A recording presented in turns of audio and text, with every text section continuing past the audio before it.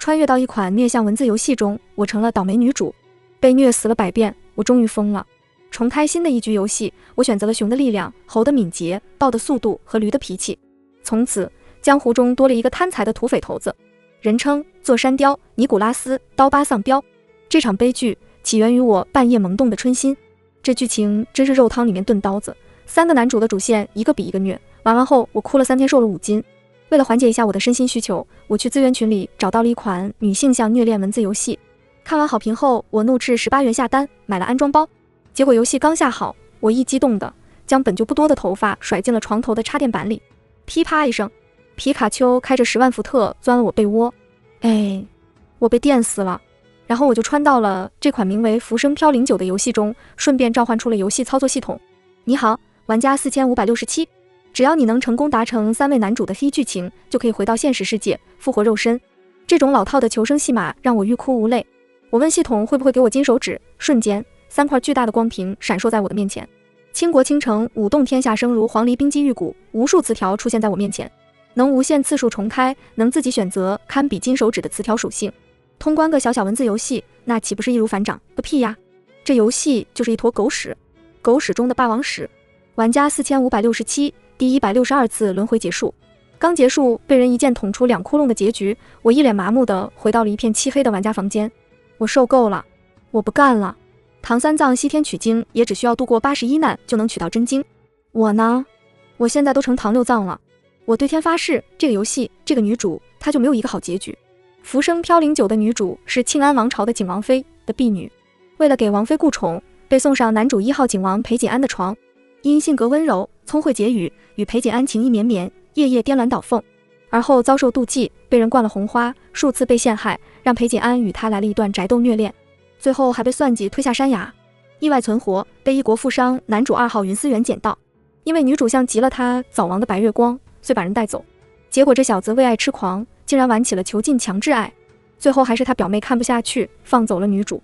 逃亡路上遇到了男主3号云游药师长次，被治疗一番后，2人携手流浪，做了段日子的神仙眷侣。只可惜2人遇大意，长次发觉女主体质特殊，以血入方可以制药救人，差点给女主放血成人干。女主为了活命雨夜出逃，又被前来就义的景王发现，2人玩起了追妻火葬场。最后景王继承大统，要接女主进宫，但多年飘零女主身体亏空，病死在了一记寒冬中。是的，这游戏我没来得及玩，这剧情都是我死了162遍，一遍遍探索出来的。系统，你说你们是女性向虐文？我看着眼前的虚空冷笑不止，这分明是虐女向颠文啊！一个自恋巨婴，一个病娇癫子，一个圣母智障，你家男主都是从哪个精神病院招聘来的？这个游戏这个发展，鬼才信会有西结局啊！退钱，还我18块钱！看我躺在地上乱爬发疯，系统视若无睹，冷冰冰地说：抱歉，我只是一个遵循规则的系统，还请玩家继续努力，争取早日回家。系统人性化的让我有了喘息的时间，我在黑暗中静坐许久，那162次的死亡回忆在我脑海里变成走马灯。我还是想回家的，想我妈，想我的猫，我的狗，我的姥姥，我的藕，还有螺蛳粉、麻辣烫、蜜某冰城、肥宅快乐水。我在思绪放空时很爱哼歌，不自觉地唱了起来。峨眉耸参天，风甲满光华，气宇非凡是慧根。唐朝女皇舞，我悟了，她要的是3位男主的黑剧情。沉寂许久的我忽然跳起身，大喊系统出来，把词条光屏打开，想好新的对策了，期待您的表现，恭喜您刷出超稀有词条媚骨天成。系统为我展示着金灿灿的词条，但我一眼没看，一通哗啦，我拽过一个灰扑扑的词条贴在身上。熊的力量，系统发出了一声疑惑的啊，还有豹的速度，猴的敏捷，驴的脾气。等一下，最后一个词条你选它做什么？为了队形整齐吗？一直自诩理智冷静的系统绷不住了。我感受了一下自己的胸大肌，自信咧嘴一笑，山人自有妙计，我要读取存档。就在我被裴景安的侧妃推下山崖那里，系统选的时间刚刚好，我在山崖底部缓缓醒来。在2号男主云思源到来之前，大概是熊的力量顺便改善了我的体质，让我意外的抗揍了。不过这也得益于女主原本就体质惊人，经受过那么多折磨，硬生生挺了5年才死。不愧是虐文女主，果然个个都是掏心挖肺还能掌权的奇人。你要去做什么？系统看我把头上的银簪子摘了下来，发挥了熊的力量，把它掰碎成了碎银子，朝着鸾峰山去。鸾峰山上有一匪寨，这小小鸾峰山可是个神奇之地，游戏中一大段重头戏全部在那鸟不拉屎的地方上演。原剧情中，2号男主云思源会带着我去鸾峰山附近做生意，然后被匪寨劫持。经历一场内乱，云思源拿了一大笔好处带我逃之夭夭，还顺便下去通风报信，端了匪寨，扩展了不少门路人脉。道理我都懂，如今也该我来实操一下了。3个月后会有内乱，我要去做土匪头子。说到兴奋之地，我还有些激动，一掌拍在石头上，石块裂开，我蹬地起跑，速如闪电，好似有轻功在身。如此强健的身体不禁让我泪如雨下。按照原本的剧情，我此时已经被灌了红花，是个身体娇弱见风就倒的病秧子。如今靠着天赋词条金手指硬生生抵消了这个负面 buff。 路上我还从一家农户手里换了一身男子衣服，自此化名成了一个名叫阿刁的流浪汉。阿刁啊，过2天当家的生辰，许咱们最近乐呵乐呵。鸾峰山鹰隼寨，一个巡逻的山匪头子远远地对我打声招呼。我到鸾峰山只用了2个月不到的时间，一是因为路熟，二是因为我走了不少山地，绕了近路。在山林中，饿了就战撸野猪飞扑野兔，渴了就往河里扎猛子。我是一只自由的奔跑在山林中的大马喽。玩家4567，你把一个虐文女主演绎成人猿泰山了。系统看我完全不按照剧情后，已经变成了见怪不怪的态度。这一路风餐露宿，大口吃肉，我不仅胖了几圈，还黑了几个度，嗓子也粗哑了许多。加上一次意外，我踩空滚落狮子坡，脸上平白添了3道疤，当真是彻底变了身，容貌也毁了。这剧情是彻底走不下去了。算了，大不了再带你重开第164局好了。系统看我坐在河边欣赏疤痕的样子，散发出了深深的无力感。我则摸了摸自己的那3道泛白的疤痕，嘿嘿一笑，挺酷的，以后可以称呼我为尼古拉斯·丧彪刀疤。鸾峰山所在的镇子靠南域边境，人员混杂，天高皇帝远。这边的土匪是土皇帝，匪寇不吃窝边草，但却会强迫附近的村寨捐粮捐钱，或是送家里壮丁去做匪。我在山脚一个村子里物色了一对孩子全部逃走了的老夫妻，舔着脸蹭了几顿饭，打好关系后演一出知恩图报的大戏，以老夫妻之孙的名义上了山。毕竟我那日表现的力大如牛，干活麻利又识得几个字，很快入了他们的眼。而我懂事的经常抢着做夜里巡逻的活计，几乎从不与他们同眠。如此，我人缘尚可，也没人怀疑我是女子。毕竟他们刻板地认为，没有女人可以带着2箩筐柴火，拎着2桶水，头上顶着1盆鱼，还能在山上健步如飞。山寨子里，除了刀尖上舔血的匪寇，还有一群被掳掠来的女人，给他们洗衣做饭、洒扫种菜，还要被当作发泄欲望的玩意儿来用。我观察了几日，发觉其中有个名叫刘娘的年轻女人，是他们的主心骨。据说家里原本有个哥哥是百夫长，自小又是猎户女，见过些世面。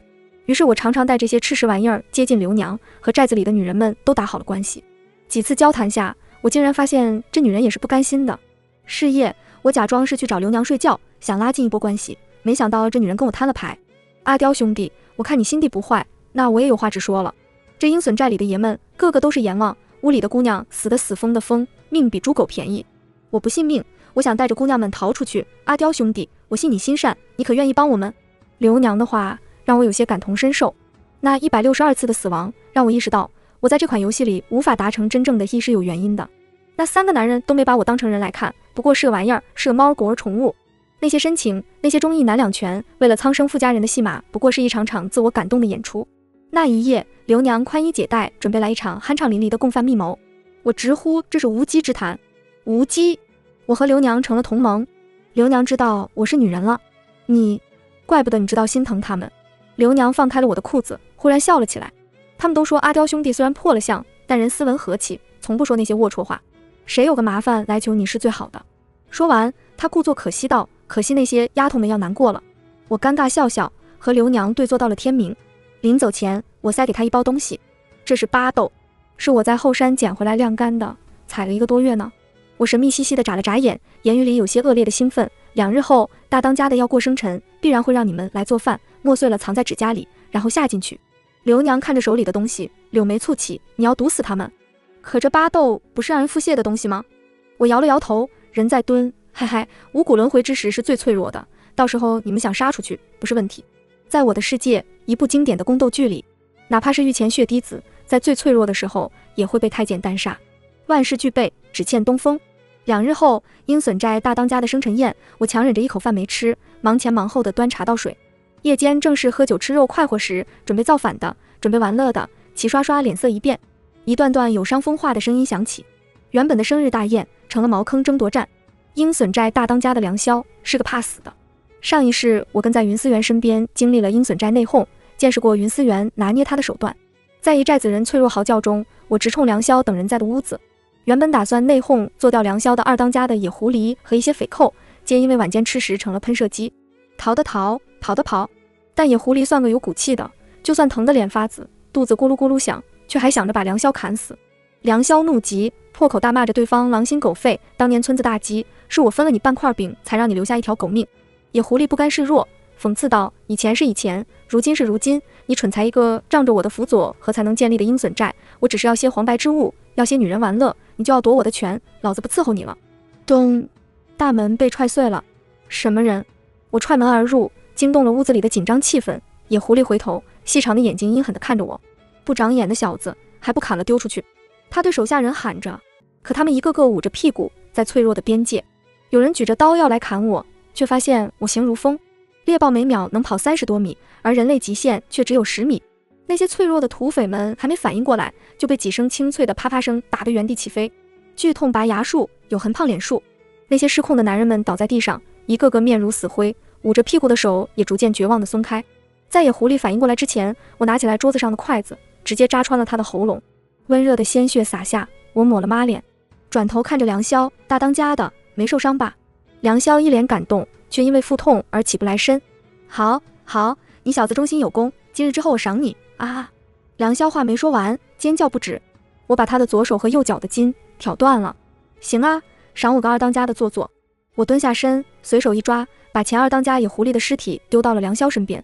你现在武功废了，半残一个，不想被我弄死，或是被你手下的兄弟弄死，你就好好听我的。我一拳打在了地上，尘埃阵阵散去，留下一个坑窝。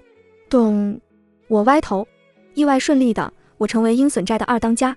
前二当家野狐狸造反，被我杀了，我功绩赫赫，自然而然接替了他的位置。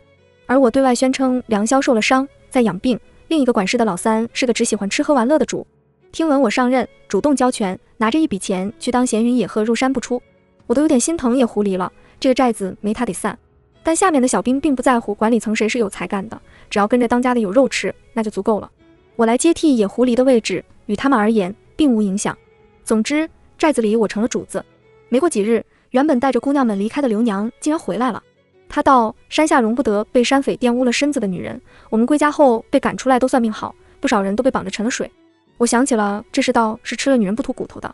刘娘身边只剩下4、5个姑娘还跟着，我想了想，干脆立了个花天酒地的人设，把这些女人全留在了身边。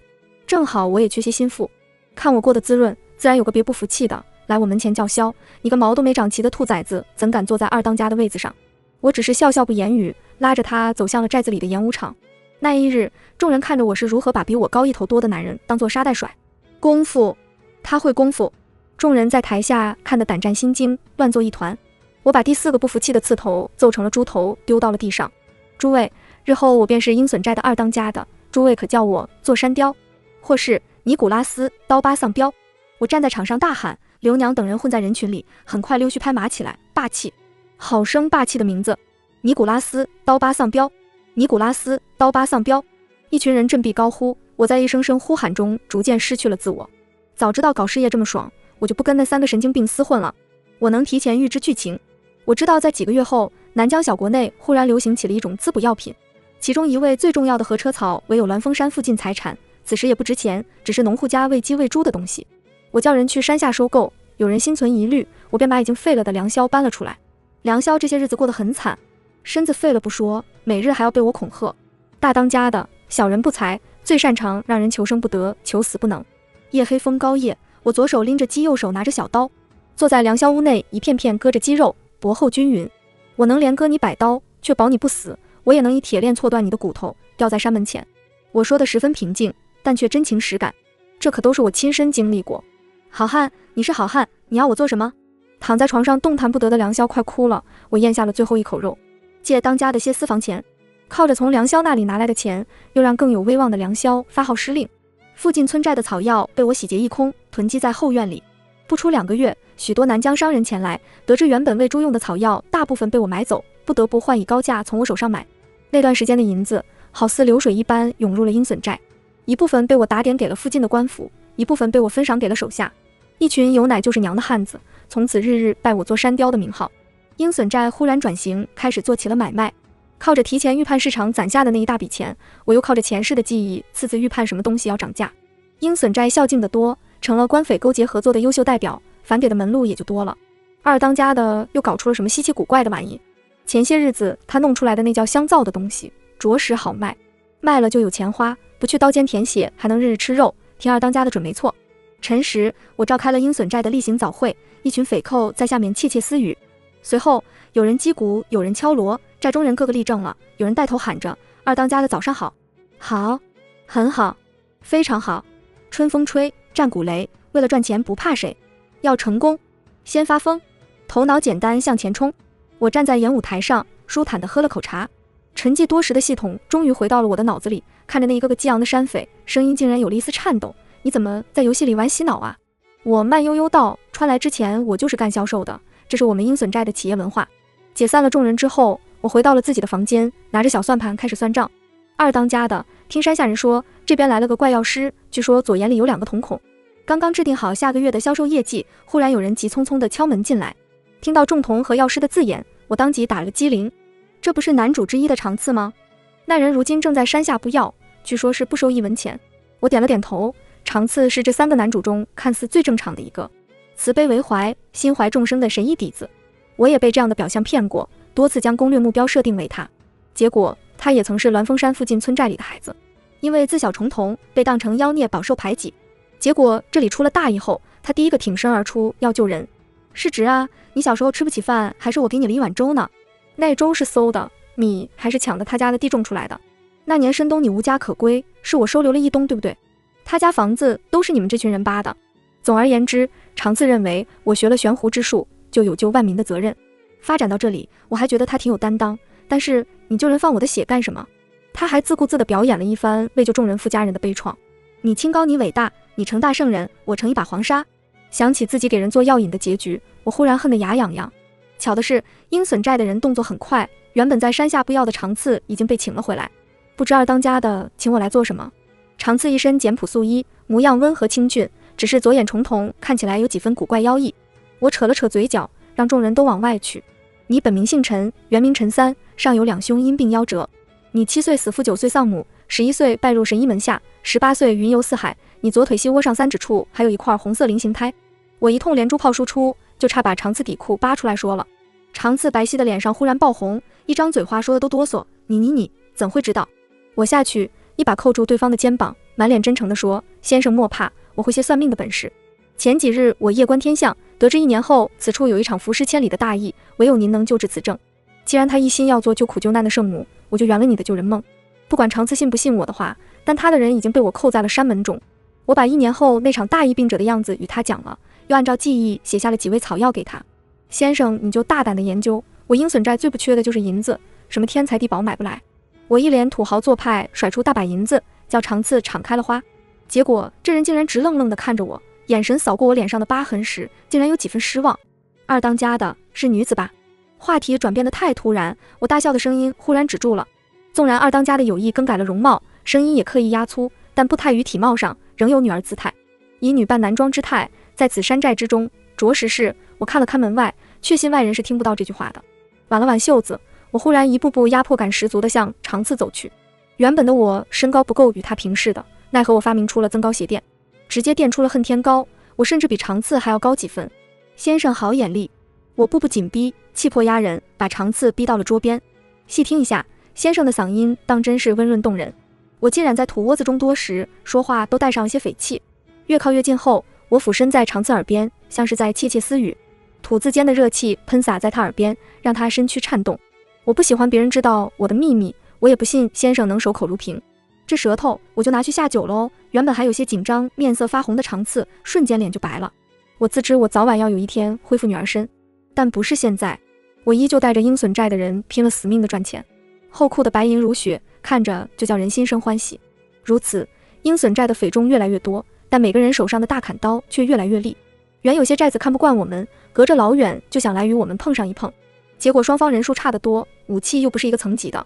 更何况我为众人表演了一番什么叫手撕垂杨柳。自此鸾峰山一带，我尼古拉斯刀疤丧彪，人称作山雕，成了一代匪王。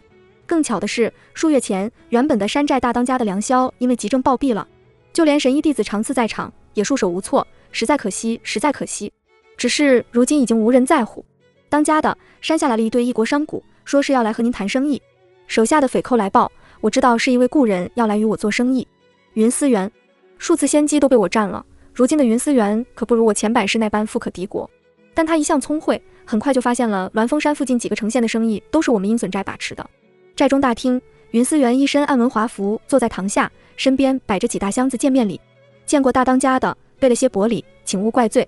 云思源是异国人，容貌有几分混血风情，属实叫人眼前一亮。我把他当作攻略目标时，是很吃他的颜的。只是没想到这人模狗样的家伙，背地里玩得又花又变态。他少时有位白月光未婚妻，因病早逝，他就成了白月光手办收集狂魔。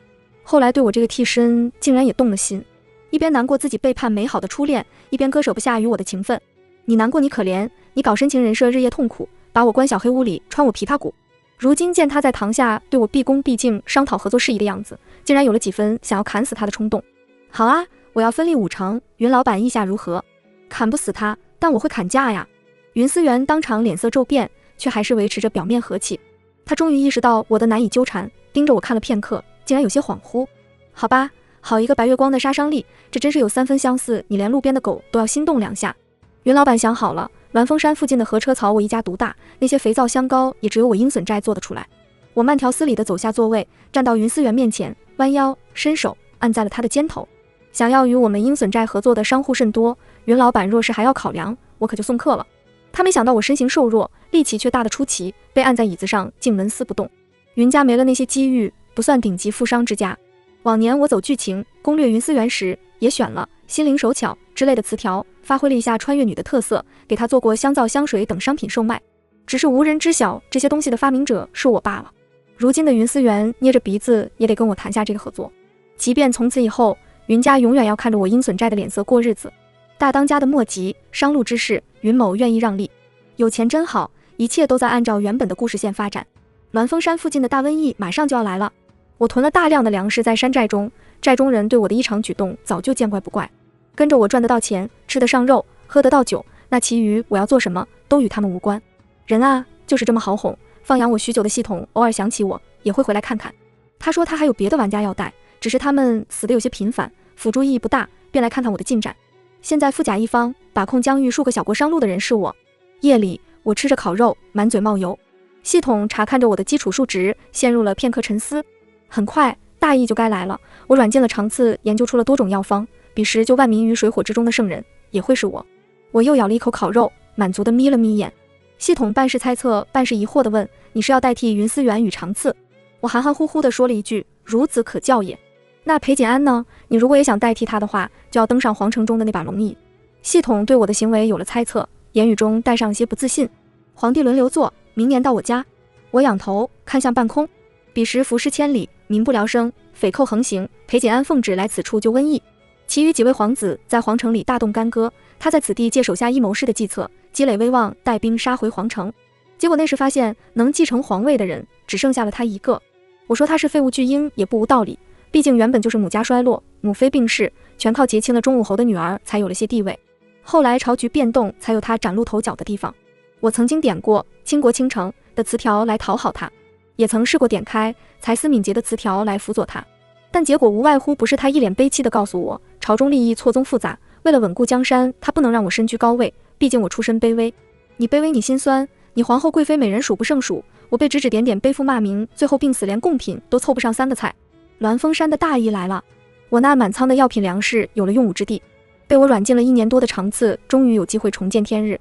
我答应过他，就玩这一场，我就放他离开。此时的他因是药哑了嗓子，因为主要的烟雾熏的那只重瞳眼都看不清了。他见我拿出了一仓库的药材任凭病民使用，竟然无声落下泪来，规规矩矩写下一句，大当家的行善积德必有福报，给我。弄得我怪心虚的，果然圣母到极致的癫子都有点吓人。我知道防疫的一些法子，疫病乃是一种极小的看不见的虫子传播的，你们把这些蒸馏烈酒带下去，常常浸泡洗手，再用药汁浸泡纱布捂住口鼻。我把在现实世界经历过的抗疫经验全部吩咐下去。昔日远在山峰上的匪寨，如今成了救苦救难的慈善组织。疫病一来，饥荒与匪寇也接连而生。粮食在我手里，不周行善，连附近的官府都要派人来与我借粮，而匪寇更是我的老本行。栾峰山一带的匪寨这些年被我打压得接不成气候，而外地来的匪寨又比不过鹰隼寨的武器装备，难进一步，都不用我花钱雇人去传播我的美名。谁人不知鹰吉寨大当家的座山雕是救世的圣人菩萨，如今救苦救难的好名声也该让我来做场当家的。探子来报，5里外有一队人马正在经过咱们部下的陷阱，正在清点就医物资的我从帐幕里抬起头，眼睛眯起，有几分危险气息。我读取存档而来，这一场游戏中唯有裴锦安认识我，他是我能遇到的第一个男主，我死在他手下的次数也最多。哎，竟然有了一种仇家见面的感觉。尖刺、滚木、逐渐大坑，满地马蜂窝。裴锦安的人马乱做了一锅粥，此行他带的最多的便是太医院的老骨头。至于一些护卫兵马，对我而言不算威胁。人员嘈杂之际，我带着一伙山匪从山坡上冲了下去。背负受敌的大军心如死灰，却不想那些手持大砍刀的山匪是来救人的。军爷你莫怕，我们当家的带着我们从良了，我们现在是一匪。被我悉心调教过的萧冠头子不土匪小队头子一脸正气的大喊。在这一锅粥中，我好似一尾灵活的鱿鱼，飞速冲入人群，找到了正在被人护送逃走的裴锦安。气沉丹田，一个粉色麻袋套下，扛着人一路飞奔到了寨子里。大胆贼寇，你可知你绑的是谁？裴锦安脑袋上戴着麻袋，被摔在地上挣扎许久，但嘴上还在叫唤。我一把扯下麻袋，一手散下长发，让他看清了自己的脸。你是山儿？裴锦安瞪着我，眼神从愤怒惊惧逐渐转变为不敢置信，甚至有点热泪盈眶。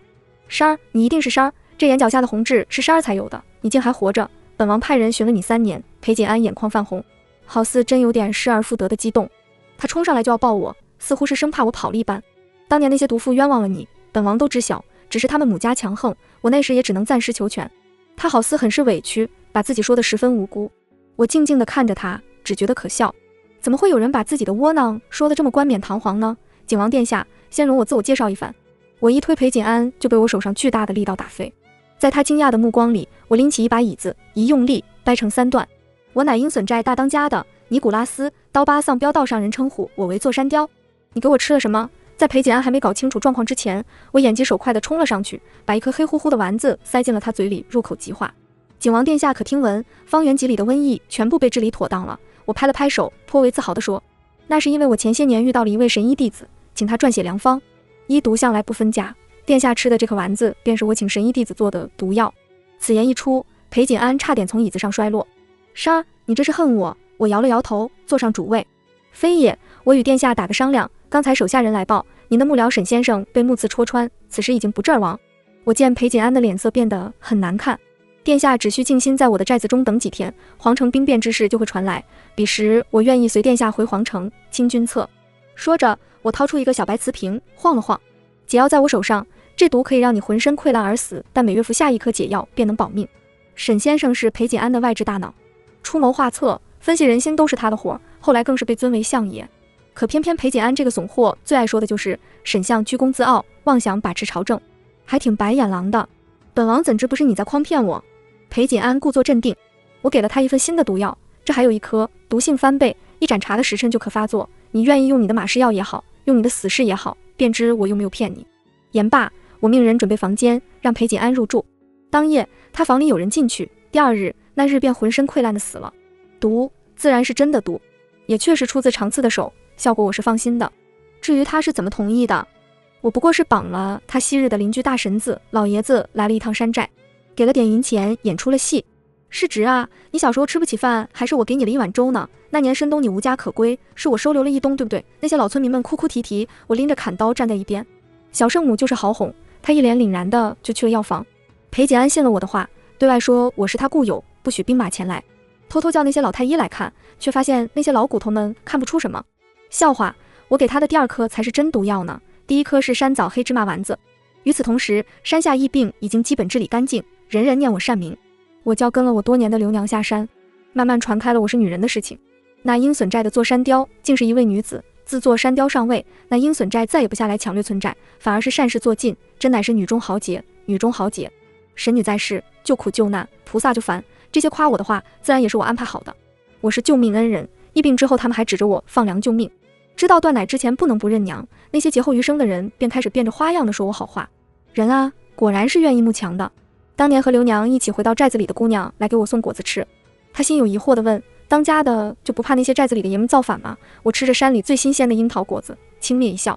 你可发现山寨里的头子们都换了面孔，那些良宵的旧部都被我慢慢放走了，新提拔上来的皆是我这些年层层筛选的心腹，个别在我透露过性别后展示出不屑神色的，都被我扔到边境去挖土豆了。玩家4567，皇城那边打起来了，偶尔回来看看我还活没活着的系统带来了新的消息。景王殿下，我手下的弟兄们也都不愿意再做刀尖舔血的活，如今大家愿意随您杀回皇城清君侧。某天清晨，我拿着一件黄色的褂子推开了裴景安的房门，他可被我害苦了，即便心里没底，还是被我捆上黄布，带上了马。想要看我结局的系统这些日子都没离去。他问我：你不是要登基吗？带着裴景安回去皇位可就轮不到你了。我答：晋安王朝国力可不衰弱，公然造反对我来说不是好选择。裴景安的王妃，也就是我的前主子，如今已经过世了，对吧？他有一个幼子。我话还没说完，系统便意识到了什么。幼帝登基，太后垂帘，朝中扎满了我的人后，龙仪我也能做。系统仍是不放心，追问道：你不怕名不正言不顺，被人逼宫吗？我骑在马上，不经意道：待我登基，自有人为我辩经。本来就是回去捡漏的，这场从龙之旅算不上惊心动魄。之时杀入皇城内夜，是裴景安向我讨要解药的日子。我微微一笑，说道：我又从龙之宫讨要一个后位的封赏，不过分吧？我知道裴景安进皇城后找了新的大夫郎中看病，依然无所获。而我当着他的面给不少逆贼首领喂了毒，而后丢进了牢里。他又一次见识到了那些人溃烂的死法。裴景安心思细，光这些暗示就够他心惊胆战多年了。自己的命被威胁了，他倒是不在乎我出身卑微，朝堂势力错综复杂了。他在大殿上据理力争，山做姑娘，有从龙之功，就民值得，母仪天下，乃是合情合理。当然这一世的我有功绩有名望，反对的声音少了许多。玩了162次游戏，我第一次爬到了皇后的位子。皇后娘娘真乃体恤为民，愿把万两金银充盈国库。皇后娘娘请缨沙场，圣国投降议和，圣国割地赔款，如今愿臣服在我庆安脚下，真乃千古之功。只是那圣国为了凑出这赔款，据说抄了不少商户的家底呀，属实是山穷水尽了。皇城之中，朝堂之上，无人不知我的名号。那皇帝呢？裴景安啊，最初那2年，他似乎认为我对他余情未了，夜夜前往凤鸣宫，又是送礼又是撩拨。我嫌烦嫌得的为他选秀，各色美人入宫，让他这迟来的深情一共坚持了不到半年。如今沉迷温柔乡不可自拔，酒池肉林夜夜笙歌，奏折都是我来看。这朝堂上的文书送在我手，朝臣亦是我垂帘听之。朝臣们与我的利益关系早已经织成了一张细密的大网。第3年春，裴景安中了马上风，竟然死在了西域美人玉妃的肚皮上。彼时只有一个12岁的皇太子裴玉明可成大统，自然我成了太后。垂帘听政一事，板上钉钉，朝臣信我，民皆敬我。你要修建女学，又要允许女子修夫，眼看着我就将完成一个前所未有的结局，系统也难得有些激动。游戏结束后，这个世界也会消失，只为他们争了你在位这几年的福利，不亏吗？我此时正在把玩玉玺，动作一顿，有1日算1日，哪怕光明只有1天，他们也有权利看见。2年后，小皇帝裴玉明自请退位，群臣围了我的寿安宫，捧着传国诏书，跪成一片。哎呀，众爱卿真是害苦了哀家。晨曦酒落，一件五爪龙袍披在了我的肩头。恭喜玩家4567成为本游戏第1个通关选手，成功达成结局，富甲一方，就是胜者，金銮称帝，3大系结局。您的通关记录将被保留，成为珍贵的首通攻略。祝您回到现实世界后生活愉快，注意用电安全。第163次重开后，我回到了自己的世界。此时我正躺在床上，回过神来后，我一脚把插电板踹了下去，然后打开手机，找到了卖给我游戏的那个无良黄牛贩子 RNM， 退钱，还我18块钱。全文完。